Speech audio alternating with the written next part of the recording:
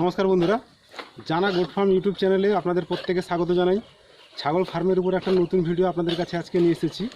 আজকে যে বিষয়টা খুব ভালো করে মনোযোগ সহকারে দেখবেন, অনেক কিছু জানতে বুঝতে এবং শিখতে পারবেন।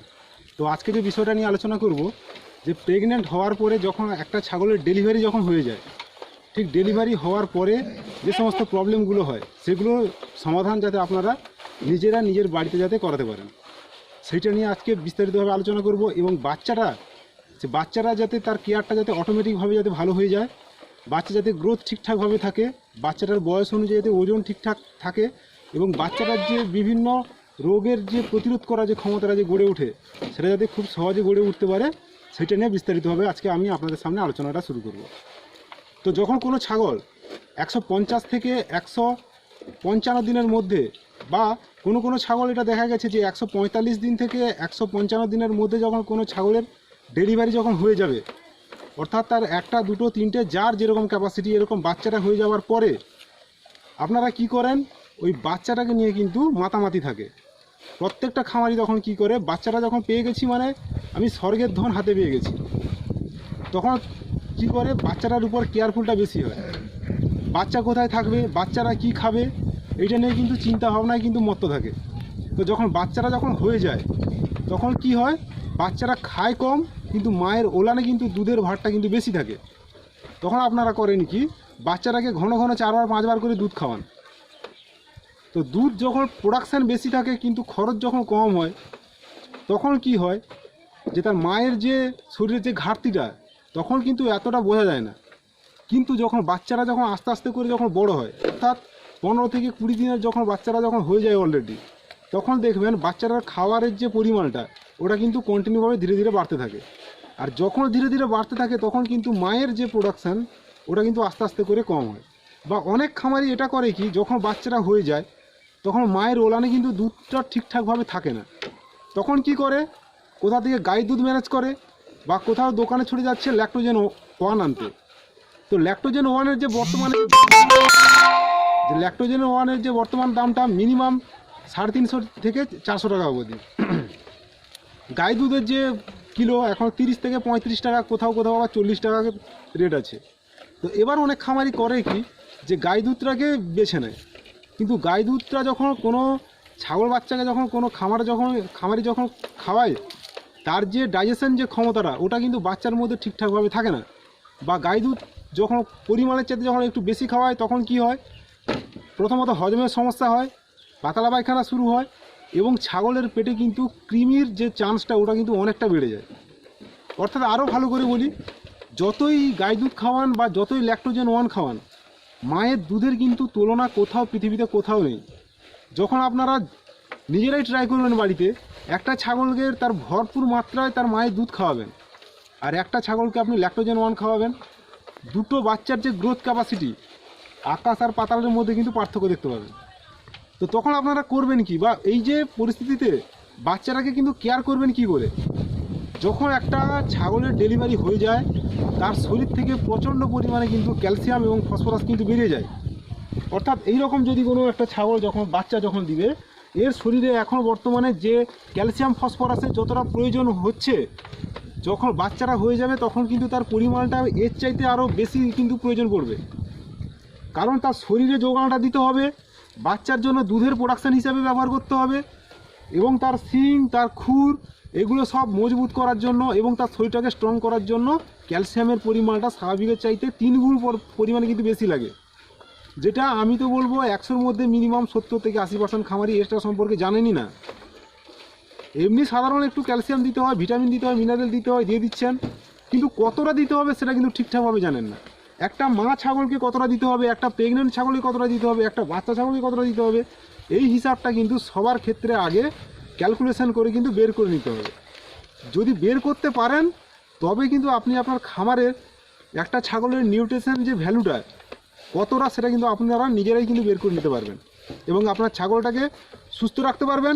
এবং সবসময় একটা জিনিস মাথায় রাখবেন কি, বাচ্চার পিছনে টিকটিক করে না হেঁটে বা বাচ্চার পিছনে টিকটিক করে সময় না দিয়ে ওই পরিচর্যাটা অর্ধেক অন্তত তার মায়ের পিছনে দিতে হবে। অর্থাৎ মাকে সঠিকভাবে সঠিক নিউট্রিশন ভ্যালু তাকে কিন্তু দিতেই হবে।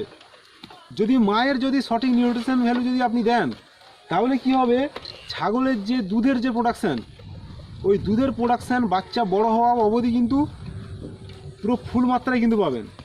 আমার যে এই যে ভেতরে একটা কালো ব্ল্যাক বেঙ্গল যে দেখছেন, হয়তো আপনারা ঠিকঠাক দেখতে পাচ্ছেন কি না বলতে পারছি না, এই যে ভিতরে যে কালো ব্ল্যাক বেঙ্গলটা যে দেখছেন, ওই ব্ল্যাক বেঙ্গলের যখন বাচ্চাটা হয় 2-3টে করে বাচ্চা হয়। অনেক খামারি ভাই বলে কি যে ব্ল্যাক বেঙ্গল ছাগলের যে দুধের ক্যাপাসিটি কম হওয়ার জন্য বাচ্চার কোয়ালিটি কিন্তু খারাপ হয়। তো বন্ধুরা, এই ছাগলটা আর 10 থেকে 15 দিনের মধ্যে বাচ্চাটা ডেলিভারি হবে। তো আপনাদের সামনে আমি ভিডিওটা নিয়ে আসবো, আপনারা নিজেরাই দেখবেন। ওই ছাগলটার বাচ্চা হওয়ার 6 মাস অবধি পুরো ফুল মাত্রায় কিন্তু তার বাচ্চারা কিন্তু দুধ খেতে পায়। তার কারণ একটাই, যে ওই ব্ল্যাক বেঙ্গলের শরীরে যতটা নিউট্রিশন ভ্যালু, ওটা আমি আগে ক্যালকুলেশন করেছি, যে একটা ছাগলের তার শরীরের কতটা দরকার, তার বাচ্চা হওয়ার পর তার শরীর থেকে যে ক্যালসিয়াম ফসফরাসটা বেরিয়ে যাচ্ছে, সেটা কতটা পরিমাণ তাকে দিতে হবে, বা বিভিন্ন ভিটামিন বিভিন্ন মিনারেলস কতটা পরিমাণ দিতে হবে, বা সামান্য পরিমাণে বাচ্চা হওয়ার পরে ওই ব্ল্যাক বেঙ্গল হলেও তাকে কিন্তু সামান্য পরিমাণে একটু দানা খাবার দিতে হবে। এটা কখন দিতে হবে, আদার্স সময়, মানে যখন দেখবেন কোনো ছাগল ডেলিভারি অবস্থায় আছে, না দিলেও চলবে। কোনো ছাগল দেখবেন 1 মাস 2 মাস থেকে সদ্য উঠতি বা ছাগল, না দিলেও চলবে। কিন্তু বন্ধুরা, বারে বারে একটা কথা বলি, যখন কোনো দেখবেন মা ছাগলের বাচ্চা হয়ে যাবে, তখন অন্তত ওই মা ছাগলটার পরিচর্যা সবচাইতে কিন্তু বেশি নিতে হবে। এবার বেশি নেবেন কত করে, সেটা একটা আপনারা ক্যালকুলেশন করবেন।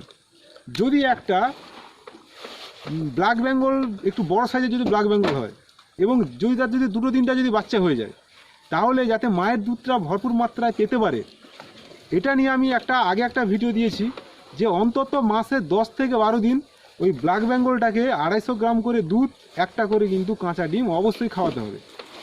এটা খাওয়ালে কি হবে, তার শরীরে যে নিউট্রিশন যে ভ্যালুটা যে যতটা দরকার, ওই ছাগলটা কিন্তু ওইখান থেকে 70 থেকে 75% কিন্তু নিয়ে নিতে পারবে। বাকি ওই সময় আপনারা কি করবেন, কিছুটা ফোটানো খাবার, যে খাবারের হিসাবটা আমি আগে বলে দিয়েছি, ওই খাবারটা আপনারা নিজের হাতে বানাবেন। এবার নিজের হাতে বানানোর পরে তাতে কি করবেন, যে ক্যালসিয়ামটা বানাতে বলেছি, ওই ক্যালসিয়ামটা অল্প পরিমাণে তাকে দিবেন, এবং সাথে কিছুটা মিনারেল মিক্সচার দিবেন। এটা দিলে কি হবে, ছাগলের যে বাচ্চার যে দুধের ক্যাপাসিটি, তার শরীরের গ্রোথ ক্যাপাসিটি, সমস্ত দিকে যা তার নিউট্রিশনের ভ্যালু যতটা দরকার, পুরো কিন্তু তারা ফুল মাত্রায় কিন্তু পায় বা পেতে পারে। এবার এটা পেলে কি হবে, ছাগলটা দুর্বল হবে না, তার শরীরে যতটা পর্যাপ্ত দুধের যে যোগান দেওয়ার, ততটা পরিমাণে কিন্তু দুধের যোগান সে ভালোভাবে দিবে।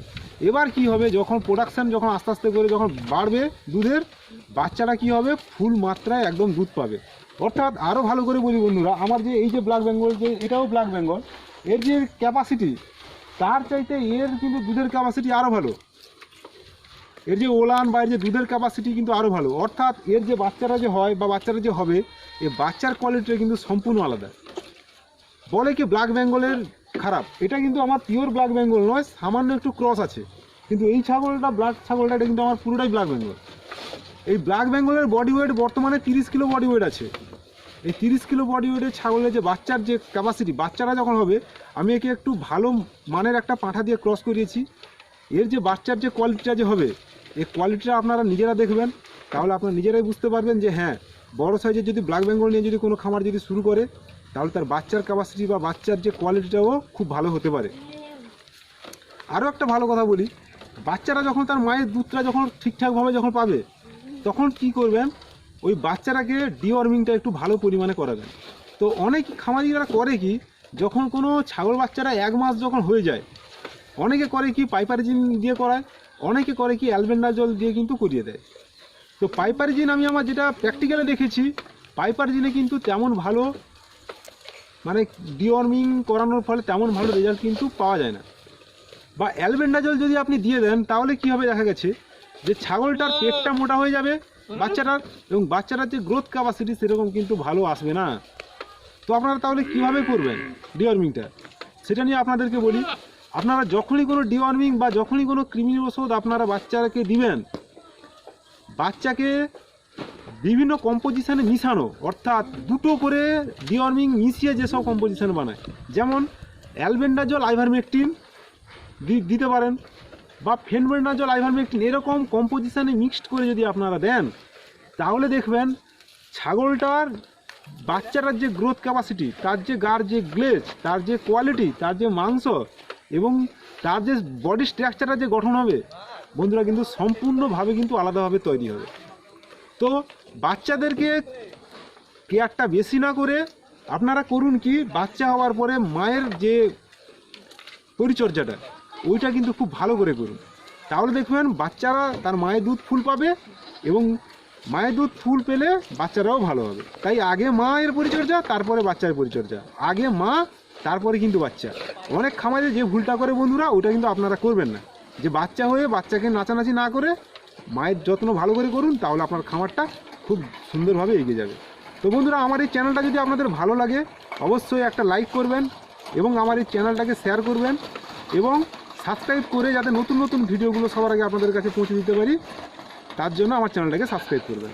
নমস্কার, ভালো থাকবেন, সুস্থ থাকবেন।